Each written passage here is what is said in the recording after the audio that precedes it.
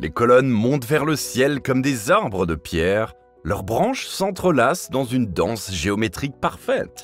Au cœur de Barcelone s'élève un édifice où chaque pierre cache une équation, où chaque angle révèle un secret mathématique. Bien au-delà des guides touristiques qui s'extasient devant ces façades, au-delà même des fidèles qui viennent y prier, la Sagrada Familia abrite un langage plus profond, plus universel. Dans ces murs se cache un code que seuls les initiés peuvent déchiffrer, celui des mathématiques sacrées. Quand Antoni Gaudí prit les rênes du projet en 1883, il ne se contenta pas de dessiner une église. Il créa un manuel de géométrie en 3 dimensions. Dans chaque colonne, dans chaque voûte, dans le moindre détail architectural se dissimule une formule mathématique précise. Ces équations ne sont pas de simples calculs. Elles sont la clé qui permet à cette structure titanesque de défier les lois de la physique depuis plus d'1 siècle. Bienvenue sur GigaBuilds. Aujourd'hui, nous allons plonger dans les secrets mathématiques de ce temple unique au monde. Des chaînettes inversées qui supportent le poids des voûtes jusqu'aux surfaces réglées qui filtrent la lumière, en passant par le mystérieux carré magique de la façade, nous allons découvrir comment Gaudí a transformé les mathématiques en prières de pierre. Pour comprendre le génie mathématique de la Sagrada Familia, il faut commencer par un chiffre en apparence anodin, 7,5 mètres. Cette mesure, choisie avec une précision millimétrée par Gaudí, n'est pas le fruit du hasard. Elle est la clé qui régit toute l'architecture du temple. Observez attentivement l'édifice. La largeur de chaque collatéral, 7,5 mètres multiplié par 2. La longueur du transept, 7,5 mètres multiplié par 8. La hauteur vertigineuse des voûtes centrales, 7,5 mètres multiplié par 8 également. Comme une partition musicale où chaque note découle de la précédente, chaque dimension de la basilique est un multiple parfait de ce module fondamental. Mais pourquoi 7,5 ? En choisissant ce nombre qui se situe exactement entre 7 et 8, Gaudí jouait sur une symbolique profonde.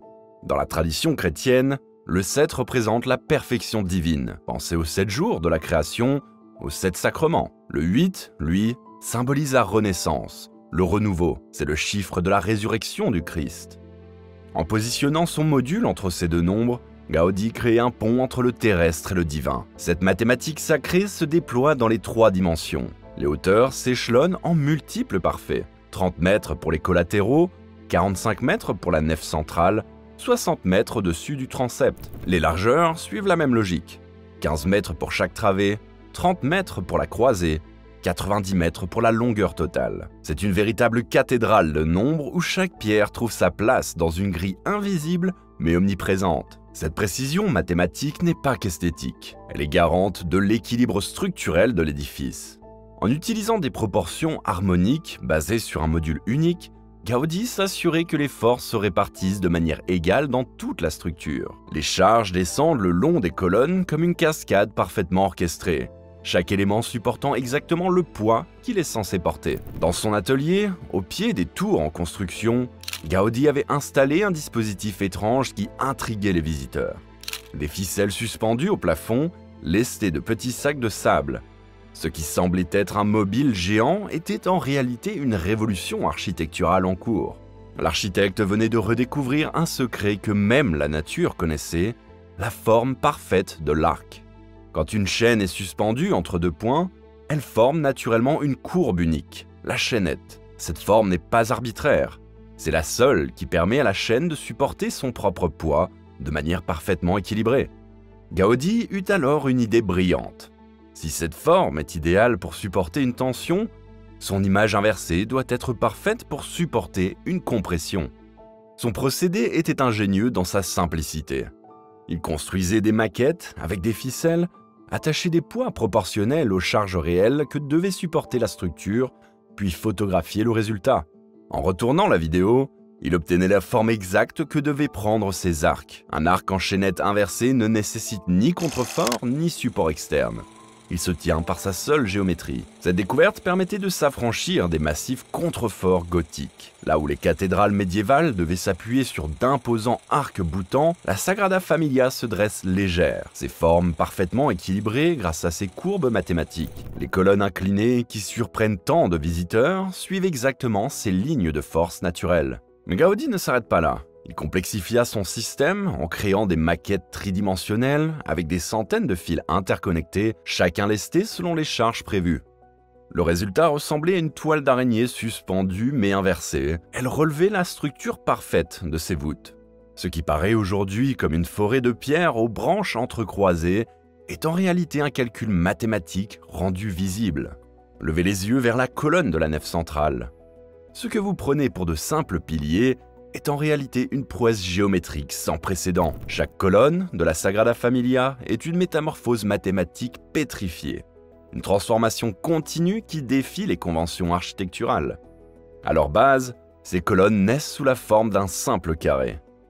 Mais à mesure qu'elles s'élèvent, elles se transforment. Le carré devient l'octogone. L'octogone se change en hexadécagone et finalement, près du plafond, la colonne atteint la perfection du cercle.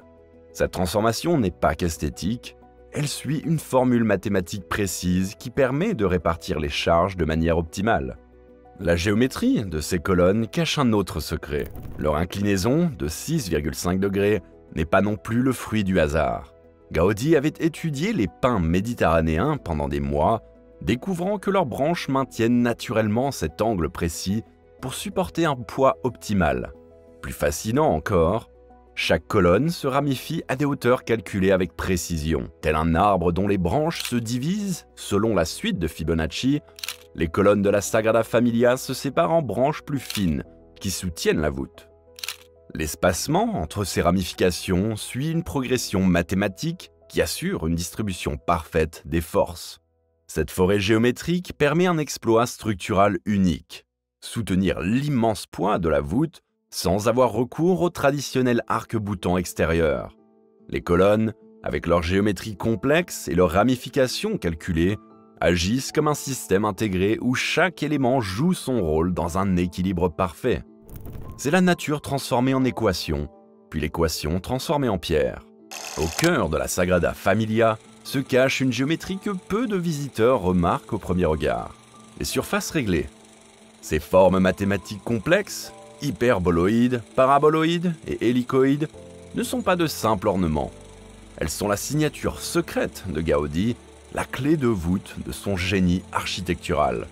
Prenez les fenêtres de la nef. Leur forme n'est pas un simple arc, mais un hyperboloïde parfait. Cette forme mathématique, créée par la rotation d'une droite autour d'une axe, agit comme un entonnoir pour la lumière.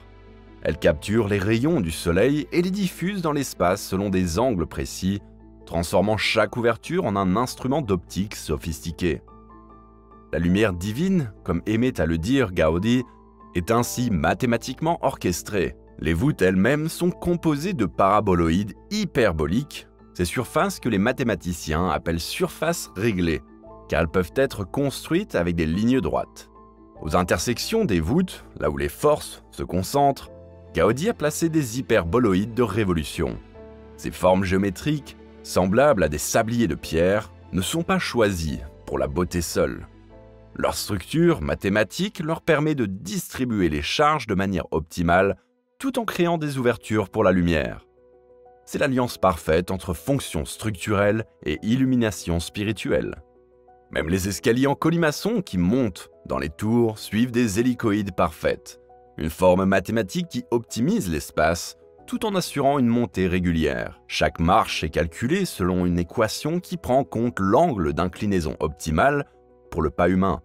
La géométrie se met ici au service du confort des visiteurs. Sur la façade de la Passion, un étrange carré de chiffres attire l'œil des visiteurs attentifs. Ce qui pourrait passer pour une simple grille numérique est en réalité l'un des plus fascinants cryptogrammes de la Sagrada Familia. 16 nombres, arrangés en 4 rangées et 4 colonnes, gardent un secret mathématique stupéfiant. Additionnez n'importe quelle ligne, n'importe quelle colonne, n'importe quelle diagonale, vous obtiendrez invariablement le nombre 33. Et ce n'est pas un hasard. 33 était l'âge du Christ lors de sa crucifixion. Mais le génie de ce carré magique va plus loin. Il propose 310 combinaisons différentes qui aboutissent toutes à ce même nombre. Les coins du carré, 1, 14, 14, 4, additionnés ensemble donnent également 33. Les nombres centraux, 33 encore. Cette obsession du nombre 33 se retrouve ailleurs dans l'édifice. Au parc Güell, autre chef-d'œuvre de Gaudi, le nombre total de marches menant à la place principale est de 33. Dans la Sagrada Familia, certaines dimensions clés sont des multiples de ce nombre symbolique. C'est comme si l'architecte avait voulu inscrire l'âge du Christ dans la pierre même du temple. Mais le cryptogramme cache d'autres mystères. Contrairement au carré magique traditionnel qui utilise une séquence continue de nombres, celui-ci inclut des répétitions. Les nombres 10 et 14 apparaissent 2 fois, créant une asymétrie mathématique qui intrigue encore les experts aujourd'hui. Certains y voient des références à la franc-maçonnerie, d'autres un code ésotérique plus complexe. Cette énigme mathématique, placée stratégiquement près de la scène du baiser de Judas, rappelle que dans la Sagrada Familia, même les nombres racontent une histoire. C'est le dernier témoignage de cette fusion unique entre mathématiques et spiritualité que Gaudi a créé son chef-d'œuvre. La technologie moderne nous permet aujourd'hui de comprendre et de réaliser pleinement la vision mathématique de Gaudi.